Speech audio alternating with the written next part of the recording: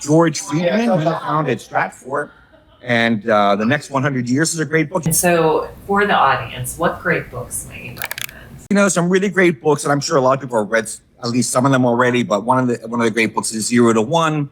It's a Peter Thiel book, and I think it's probably the most influential book in venture capital. Never Split the Difference is a great book written by FBI profiler, negotiator, and it's about how he went to Harvard, and there has an annual competition between different types of negotiators on whether they get what they want, and this guy overwhelmingly beat all the Harvard professors time and time again. George Friedman, he founded Stratfor, and The Next 100 Years is a great book. He also has a book called The Next 10 Years, where he made all these predictions, and they all came true.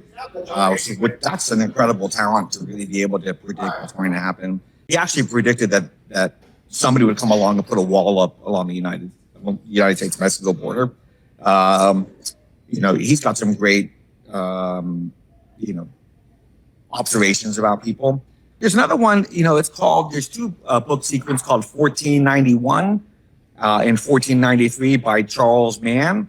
And it talks about pre-Columbian, the Americas, and post-Columbian, the Americas. It's just really intriguing to see, how things develop, why we're in the place that we're at. And then, of course, there's Bradley Tuss, the fixer. Bradley's a guy who's been spoken on at our events in the past. Super smart guy, but the way the fixer works is it tells the story of how Bradley went from a guy who was like a UPenn student, and purely by accident he was working at a cabana somewhere on Long Island, and he ran into the mayor of Philadelphia, Ed Rendell, got a job of Ed Rendell, and 20 years later somehow he is the legal advisor to Uber.